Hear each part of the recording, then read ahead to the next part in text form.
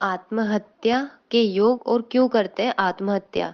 आत्मा की 3 गति होती है। ऊर्ध्व गति, जिसमें आत्मा ऊपर उठती है, नॉलेज के दम पर, ज्ञान के दम पर अपने को ऊपर उठा लेती है। दूसरा होता है स्थिर, जहाँ पर रहती है वो उससे आगे प्रगति नहीं करती, वहीं फिक्स रहती है वैसा। तीसरी होती है अधोगति, जिसकी गति नहीं हुई, मतलब दुख दुख के कारण या किसी कारण तुमने सुसाइड कर लिया, कुछ भी कारण जिसके कारण दुर्गति हो गई तुम्हारी, वो। ऐसा है कि संसार में सिर्फ तुम्हें दुख नहीं है, संसार में सभी लोग, जो भी मनुष्य जीवन मिला है, सबको संघर्ष और सभी को दुख है। वो ऊपर उठकर उन्होंने अपना काम किया है या नाम किया है, या नॉर्मल लाइफ भी वो जीते हैं। मानो जैसे कोई है, कोई खुशी से तो वैसे आत्महत्या नहीं करता है, कोई भी मरना नहीं चाहता। पहली बात तो मजबूरी ऐसी होती है कि रास्ता ना दिखे तो अपने आप को लोग खत्म कर लेते हैं। कुछ कारण जैसे झगड़े हो गए, घर का कलेश हो गया, धन हो गया, कर्जा हो गया, असफलता मिलना, विवाद, बदनामी, कोई असाध्य बीमारी, जिसके कारण लोग आत्महत्या कर लेते हैं अमूमन। तो आत्महत्या करना एक पाप होता है। मानो किसी की उम्र 80 साल है, उसने 40 साल में आत्महत्या कर ली, तो बाकी के 40 साल उसको भटकना ही पड़ेगा, क्योंकि भूत प्रेत बनकर जब तक भटकेगा, जब तक ऊपर से बुलावा ना आए। तो वह क्या है कि उसने सिर्फ शरीर नष्ट करा है, आत्मा तो उसकी वैसी ही है वहीं पर। कहते हैं कि ये सब परमात्मा की ही संतान है, और कई जन्मों के पुण्य के बाद हमें मनुष्य तन मिलता है। तो जो पवित्र शरीर ईश्वर ने तुम्हें दिया था, उसी का तुमने अपमान किया और उसी को खत्म किया।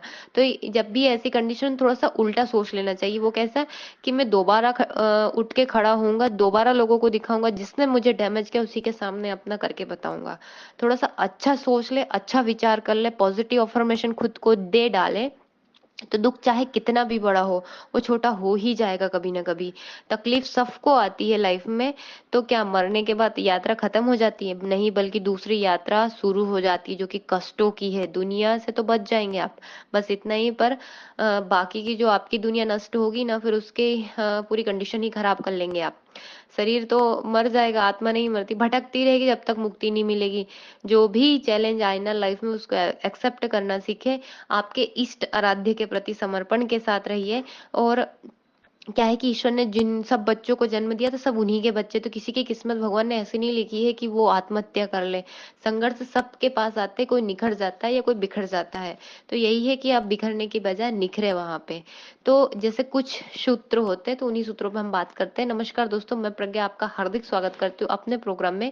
दोस्तों, ये मेरे व्हाट्सएप नंबर है। यदि किसी को भी कुंडली से रिलेटेड जानकारी चाहिए, कुंडली बनवाना हो, तो आप इस पे संपर्क कर सकते हो, और इसके चार्जेस है। और यदि मेरा प्रोग्राम आपको अच्छा लग रहा है तो लाइक करें, शेयर करें, प्लीज सब्सक्राइब जरूर करें।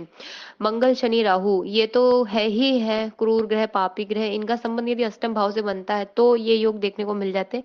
पर इसके साथ भी योग कब बनता है, ये जरूरी नहीं कि हर कोई, यदि शनि मंगल अष्टम में बैठा है तो उसमें मृत्यु ही होगी या हत्या होगी। नहीं, ऐसा नहीं। कब होगी ये? जब आपकी कुंडली में सूर्य, चंद्रमा, बुध ये पीड़ित हो। मतलब सूर्य क्या होता है? आत्मा का कारक होता है।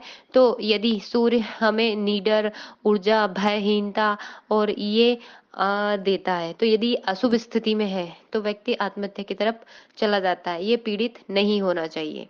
दूसरा है कि सूर्य को हम देखें भी तो काल पुरुष की जो कुंडली होती है उसमें पंचम भाव जो होता है सूर्य के आधिपत्य में होता है, जो कि प्रेम, विद्या, शिक्षा, भावनाओं का कारक होता है। तो प्रेम भावना यदि आहत होती है, तब भी व्यक्ति के पास ऐसा रास्ता मिल जाता है, मतलब मरने का। इसके बाद होता है चंद्रमा। चंद्रमा मन का कारक, माँ, भावुकता, मानसिकता का, सुख का, भूमि का। और इसके साथ ही काल पुरुष में हम चंद्रमा देखें तो चौथे भाव में जो सुख सुविधा, मकान इनका कारक होता है, उसके स्वामी होते हैं, मन के स्वामी होते हैं। तो यदि ये पीड़ित हो तो बहुत है कि हमारा मन हमेशा परेशान रहता है, हमेशा एक नेगेटिव यदि स्टार्ट हो जाता है चालू, तो वो ही रहता है जब तक कोई उसे बाहर से ना निकाले या फिर खुद उसके लिए व्यक्ति ट्राई ना करे। तो इसके बाद देखें तो बुद्ध। बुद्ध जो होता है बुद्धि का, ज्ञान का, वाणी का, और इसके साथ ही ये होता है सोच का। तो नेगेटिव सोच यदि बना ले एक बार इंसान, तो फिर उससे निकलना बहुत मुश्किल हो जाता है। तो काल पुरुष के जो कुंडली देखी उसमें तीसरा और छठा भाव, जो तीसरा भाव रहता है साहस का, पराक्रम का रहता है। छठा भाव रोग रिपुर इनका रहता है।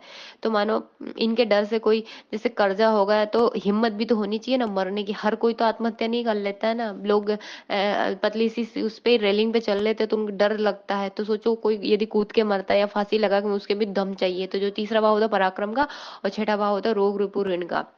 अच्छा नहीं माना जाता है ना, तो हिम्मत करके लोग आत्महत्या कर लेते हैं वैसा।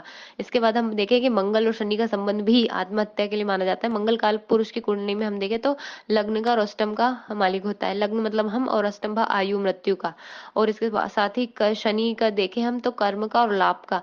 तो जीवन में जब बार बार साथ ना मिले, दुख तकलीफ ज्यादा हो जाए, हानि ही हानि हो, तो ऐसा व्यक्ति भी आत्महत्या कर लेता है। इसके बाद हम देखें, यहाँ अष्टम भाव बहुत जरूरी होता है, क्योंकि ये आयु को भी होता है और मृत्यु का भी होता है। यदि यहाँ पापी ग्रह ज्यादा है और अष्टम भाव के साथ लग्नेश की युति हो, या अष्टम भाव के मालिक और लग्न के मालिक अष्टम भाव में जाके बैठे हो, तो भी ये योग बन जाता है। इसके साथ हम देखें तो राशि राशि जल तत्वी राशि होती है, जो चौथी आठवीं बारहवीं मतलब कर्क वृश्चिक मीन।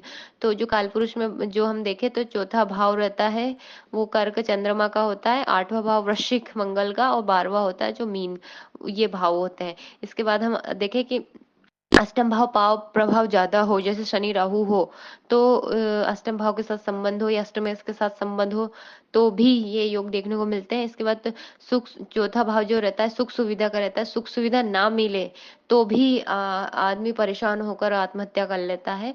और 10वां भाव रहता है कर्म का, मतलब यदि मान सम्मान ना मिले, जॉब में टेंशन हो जाए, डिप्रेशन में चला जाता है व्यक्ति, तो भी धीरे धीरे उस तरफ मतलब अपनी पोजीशन तक ना पहुंच पाए, तो भी व्यक्ति उस फील्ड की तरफ बढ़ जाता है। तो कुल मिलाकर हम देखें तो आत्महत्या नहीं करनी चाहिए, क्योंकि इसके बाद तो और जर्नी बेकार हो जाती है। आप सोचते हो कि यहाँ खत्म हो गई, वहां वहां भी ऐसा है कि रैगिंग वैगिंग सब वहां भी होती है, क्योंकि आपसे बड़े भूत प्रेत पिशाच वहां पे भी रहते हैं, तो वो ज्यादा खराब हालत कर देंगे आपकी। तो सोच समझ कर ही इस पे ध्यान देना चाहिए। जहां तक आज तो बहुत सारे ऑप्शन है हमारे पास, जैसे काउंसलिंग करवा सकते हैं, हीलिंग करवा सकते हैं, ध्यान मेडिटेशन कर सकते हैं, तो ये चीज इस तरफ मुड़ सकते हैं या फिर अपने को ऊपर उठा सकते हैं। धन्यवाद दोस्तों।